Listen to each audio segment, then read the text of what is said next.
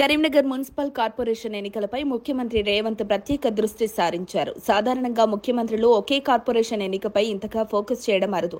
అయితే ఈసారి కాంగ్రెస్ జెండా కరీంనగర్లో ఎగరాలని ఆయన కట్టుబడి ఉన్నారని చెప్తున్నారు. బీజేపీ, బీఆర్ఎస్లు అక్కడ బలంగా ఉన్న నేపథ్యంలో కాంగ్రెస్ తన బలహీనతను అధిగమించి మేయర్ సీటు దక్కించుకోవాలని రేవంత్ నిర్ణయించుకున్నారని పార్టీ వర్గాలు చెప్తున్నాయి. కరీంనగర్ మున్సిపల్ కార్పొరేషన్ 2005లో ఏర్పడింది. అప్పట్లో పూర్తి మెజారిటీ రాకపోయినా ఎంఐఎం మరియు స్వతంత్ర అభ్యర్థుల సహకారంతో కాంగ్రెస్ మేయర్ సీటు కైవసం చేసుకుంది. 2015 ఎన్నికల్లో టీఆర్ఎస్ ఆధిపత్యం ప్రదర్శించగా కాంగ్రెస్ కేవలం 14 సీట్లకే పరిమితమైంది. అందులో 13 మంది తర్వాత టీఆర్ఎస్ లో చేరడంతో కాంగ్రెస్ పూర్తిగా బలహీనమైంది. 2020లో పరిస్థితి మరింత దారుణంగా మారింది. ఒక్క కార్పొరేటర్ సీటు కూడా దక్కకపోవడంతో కాంగ్రెస్ శూన్యానికి చేరింది. అదే సమయంలో బీజేపీ 13 సీట్లను గెలుచుకుని బీఆర్ఎస్ కు ప్రత్యామ్నాయంగా ఎదిగింది. అసెంబ్లీ, పార్లమెంట్ ఎన్నికల్లో కూడా కాంగ్రెస్ 3వ స్థానానికి పరిమితమవుతూ వస్తోంది. ఈ పరిస్థితిని మార్చాలన్న పట్టుదలతోనే రేవంత్ రెడ్డి కరీంనగర్పై ప్రత్యేక దృష్టి పెట్టారని తెలుస్తోంది. స్థానికంగా బలమైన నాయకుడు లేకపోవడంతో గతంలో ఎంపీగా పోటీ చేసిన రాజేంద్రరావుకు మొత్తం ఎన్నికల బాధ్యతలు అప్పగించారట. ఆయనను హైదరాబాద్ కు పిలిపించి గెలుపు కోసం స్పష్టమైన మార్గదర్శకాలు ఇచ్చినట్లు సమాచారం.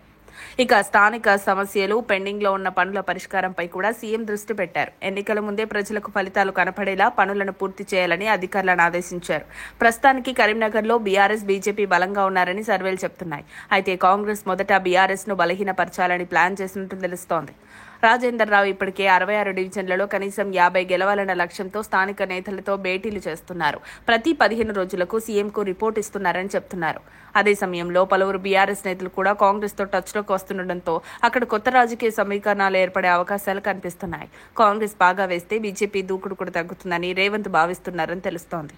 ఇలా కరీంనగర్ మున్సిపల్ కార్పొరేషన్ ఎన్నికలను ప్రతిష్టాత్మకంగా తీసుకున్న కాంగ్రెస్ గెలుపు కోసం నేతలను రంగంలోకి దింపుతోంది.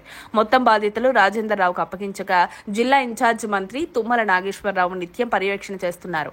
ఈసారి కరీంనగర్లో కాంగ్రెస్ జెండా ఎగురుతుందని పార్టీ నేతలు నమ్మకం వ్యక్తం చేస్తున్నారు.